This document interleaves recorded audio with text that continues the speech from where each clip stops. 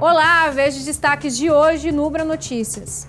A campanha de vacinação contra a gripe começou e só nos primeiros dias de imunização muita gente procurou os postos de saúde. Porto Alegre registra a primeira morte por dengue em 2024. A vítima é uma mulher de 37 anos sem comorbidades. Mercado Público de Porto Alegre vai ter horários diferentes essa semana. E ainda, em janeiro, foi realizada uma nova alteração da lei contra o bullying e o cyberbullying. Nela ficou a multa e a reclusão de até 4 anos para quem cometer os atos. Só que especialistas no assunto apontam falhas. É agora no Ubra Notícias.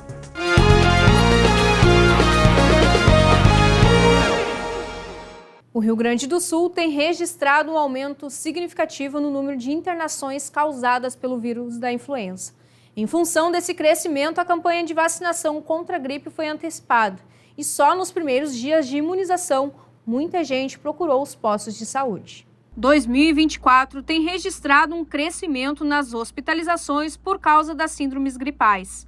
Só nas 10 primeiras semanas do ano foram 185 casos, enquanto em 2023 ocorreram 17 registros de internações.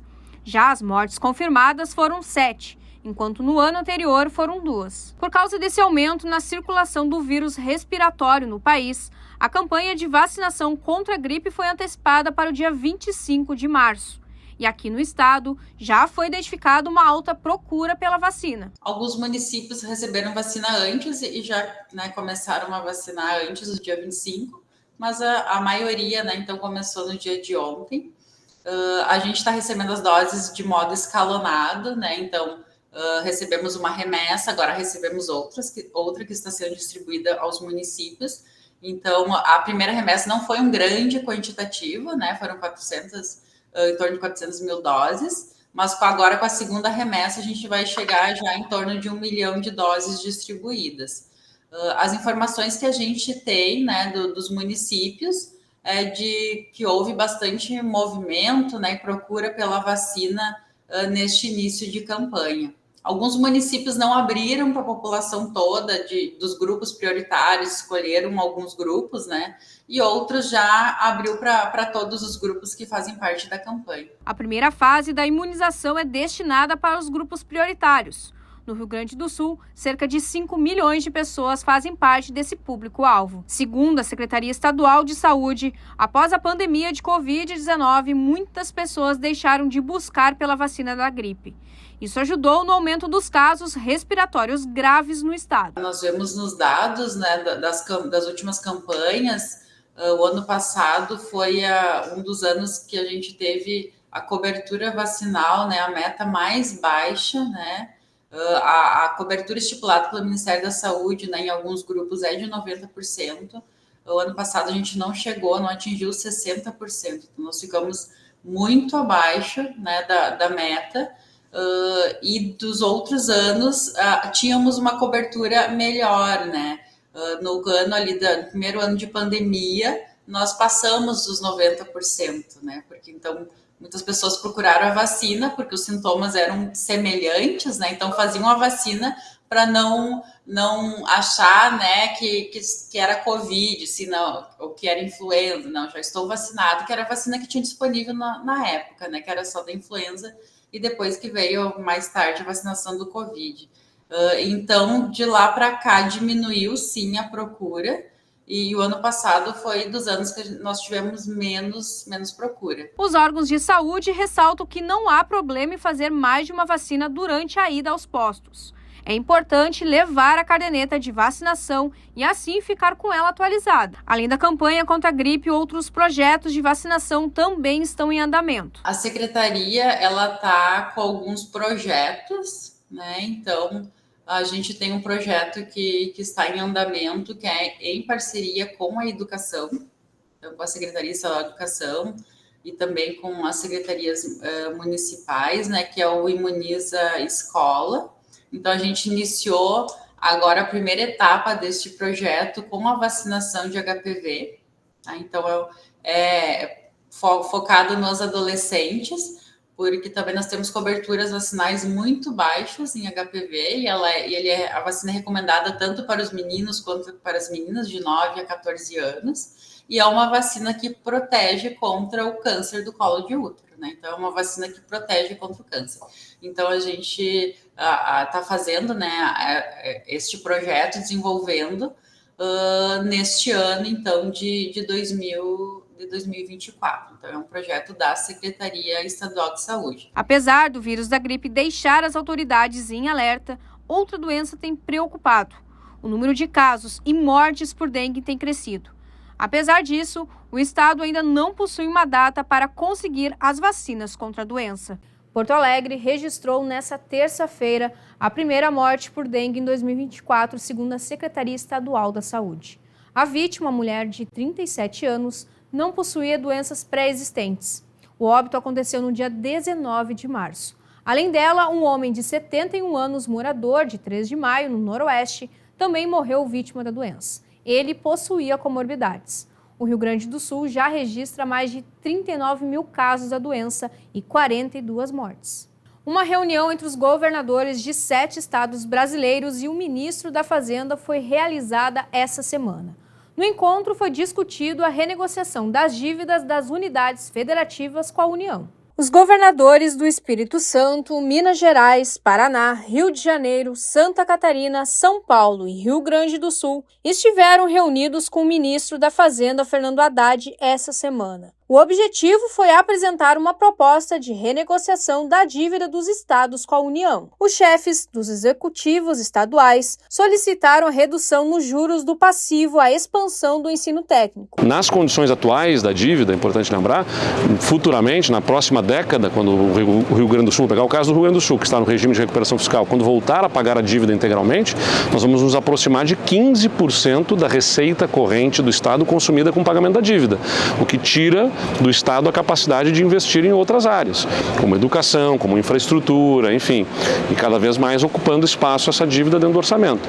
A proposta que está sendo trazida vai reduzir esse impacto dentro do nosso orçamento para quanto? Ainda não tenho essa capacidade de dizer, vamos ter que fazer as análises técnicas para poder entender. A proposta apresentada pelo governo gaúcho requisita a revisão dos encargos e também do modelo de desconto da dívida. A solução apresentada para o governo federal em 2023 iria reduzir o saldo devedor do Estado a partir do recálculo da atualização monetária e também iria aplicar um encargo de juros nominais de 3% ao ano. Com isso, o governo federal propôs 3 faixas de redução temporária dos juros entre 2025 e 2030, sendo elas taxa de juros real de 3% ao ano, taxa de juros real de 2,5% ao ano e taxa de juros real de 2% ao ano. A perspectiva que está na mesa neste momento é de ajuste concomitante das duas pautas, o contrato da dívida e o regime de recuperação fiscal.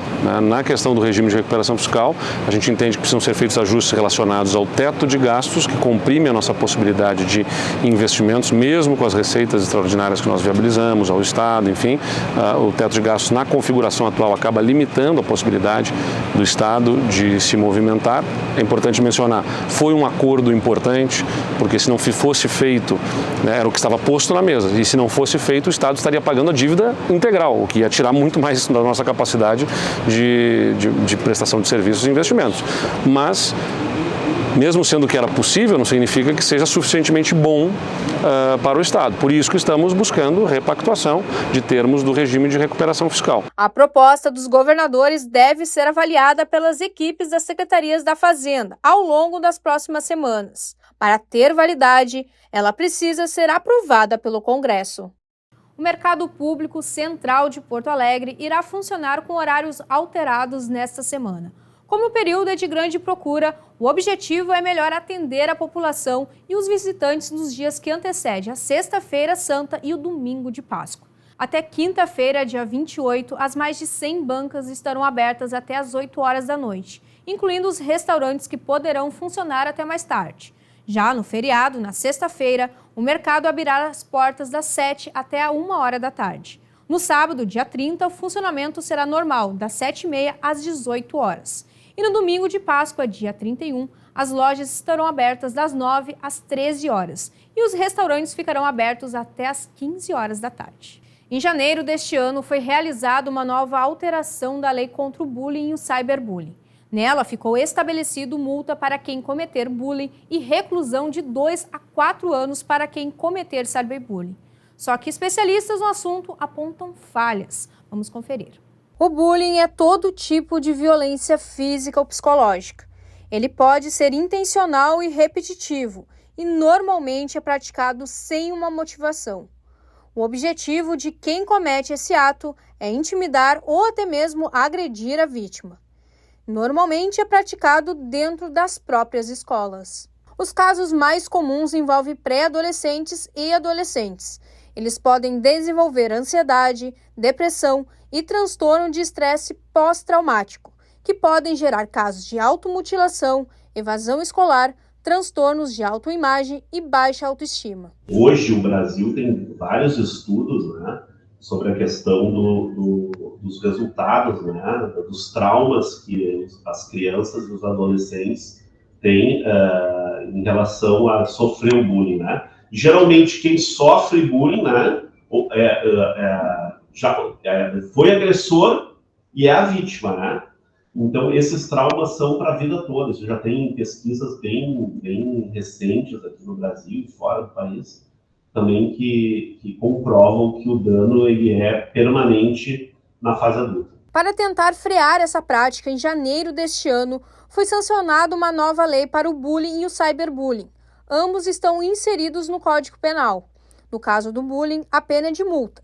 Já no cyberbullying, o agressor pode ficar recluso de 2 a 4 anos. Apesar da nova legislação, os especialistas na área acreditam que há falhas que devem ser estudadas. Houve essa alteração da lei, né? Eu entendo que ela não trata o bullying ali diretamente entre os pares, né? Ela tá muito mais atacando a alteração legislativa em relação ao adulto promover a violência contra a criança e contra o adolescente, seja ela violência física, cibernética, violência sexual, mas ela não tratou a regulamentação entre os pares. Então, ela não trata diretamente sobre o bullying, né? Eu até ali achei... Claro que a gente pode utilizar a legislação penal e trazer lá para a infância e juventude e tratar ela como um ato infracional. Mas eu acho que ela foi muito rasa e ela poderia ter ido muito além na questão do bullying, tá? Eu acho que ela tem deficiência, eu já vi vários profissionais da área tratarem sobre isso em artigos. Eu acho que ela tem que evoluir muito ainda. Nos últimos 15 anos, o Brasil criou diferentes instrumentos legais para prevenir e punir esse ato. Em Porto Alegre, foi criada a primeira lei anti-bullying. Então, Porto Alegre teve a primeira lei, uma política anti-bullying no país. Foi sancionada em 26 de março de 2010. Então, no dia 26 de março, ela fez 14 anos, né? E ali a lei, então, estabelecia a questão do bullying, que era entre iguais, tá? Entre jovens. Não existe o bullying entre um adulto e um adolescente, ou entre um adulto e uma criança. É entre pares, entre iguais. Logo mais, às 9 da noite, tem o Jornal da Cultura com as informações do Brasil e do mundo. O Ubra Notícias termina aqui. A gente se vê na próxima edição. Até lá!